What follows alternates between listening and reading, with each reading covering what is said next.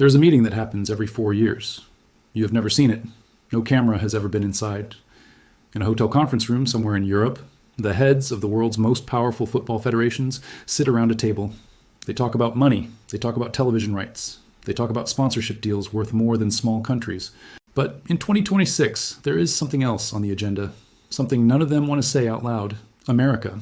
Not the American team. Something bigger.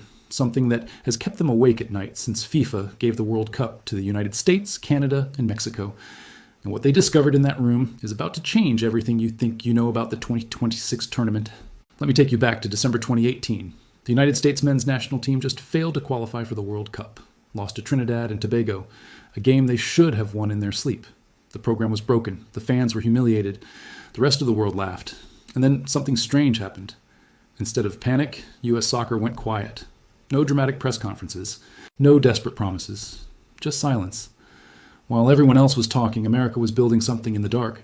Here is what most people do not understand about the United States. When they lose, they do not just try again. They rebuild the entire machine. The 2026 World Cup was awarded to the United States in 2018, the same year the team failed to qualify. That is not a coincidence. That is not bad timing. That is the most dangerous kind of motivation. Because America did not just want to host the World Cup.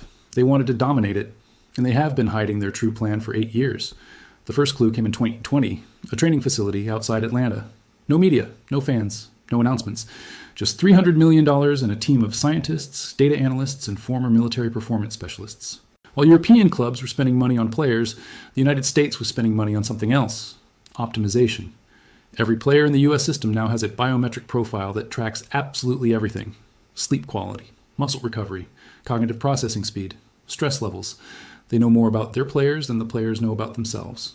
But that is just the beginning. In 2022, the World Cup in Qatar, the United States showed a glimpse of something different. They pressed, they ran, they never stopped moving. Against England, one of the most talented teams on the planet, the United States ran 13 kilometers more as a team. That is not talent. That is conditioning. That is a system designed to break opponents not in the first half, but in the 70th minute. And the rest of the world noticed. Now here is where it gets interesting. European teams have spent the last 4 years trying to copy what the United States started. They hired fitness coaches, they bought tracking technology, but they missed the real secret. The United States is not building a team that runs more. They are building a team that thinks faster. There is a difference. And that difference is about to become very obvious in June 2026. The science is simple but brutal. And when a soccer player gets tired, their decision-making breaks down first, not their legs. They take one extra touch. They hesitate for half a second. They play the safe pass instead of the dangerous one. The United States has spent 8 years figuring out exactly when that breakdown happens for every single opponent. They have a chart for England, a chart for France, a chart for Argentina.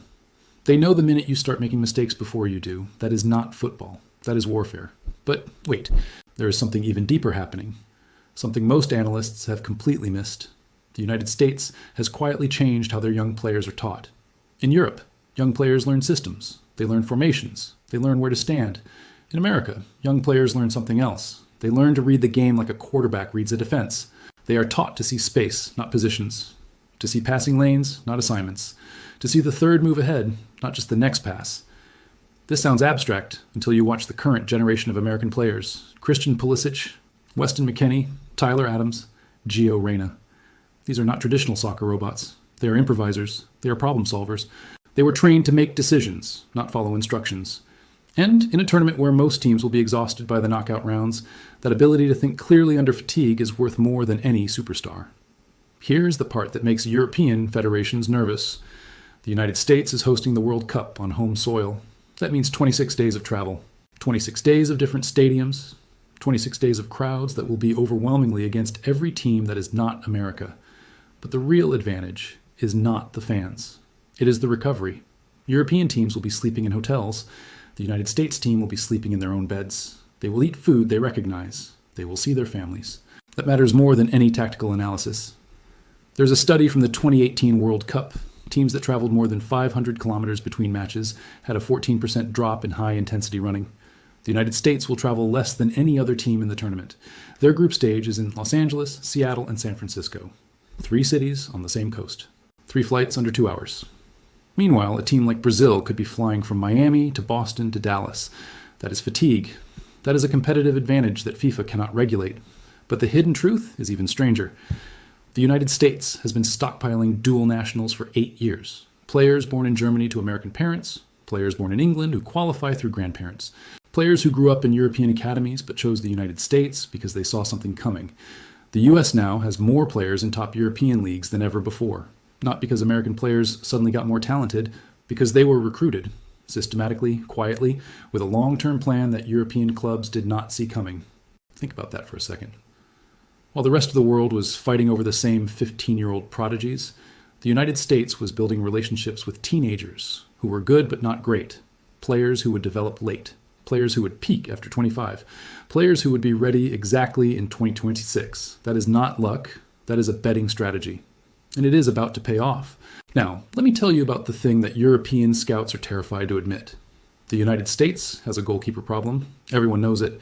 Matt Turner is solid but not world class. The backups are unproven. But here's the secret.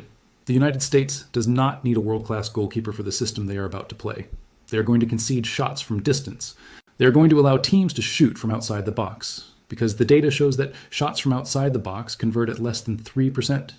They are giving you something that looks dangerous but is actually useless. By the time you figure it out, you are already down a goal. This is the level of tactical thinking that Europe underestimated. The United States is not trying to outplay anyone. They are trying to outthink everyone. They are playing a different game. And the rest of the world is still playing checkers. So what does all of this mean for the 2026 World Cup? It means that the semifinalists will not be who you expect. It means that some traditional power is going to lose to the United States in a way that feels unfair. It means that after the tournament, European clubs will spend billions trying to hire the people who built this system. And it means that American soccer will never be the same. The team that lost to Trinidad and Tobago in 2018 is gone. The team that drew with England in 2022 was just a prototype. The team that steps onto the field in June 2026 is something else, faster, smarter, better rested, and playing a game that only they fully understand. Here is the question I keep coming back to. What if Europe is not afraid of the United States winning? What if they are afraid of what happens if the United States wins?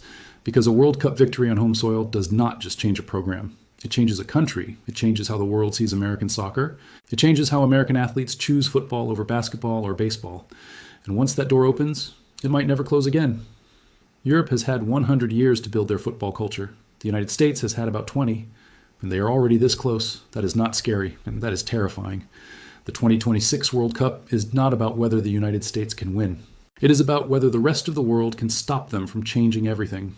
Watch closely, because what happens this summer will be talked about for the next 50 years, and everyone who is not paying attention right now is about to be very, very surprised.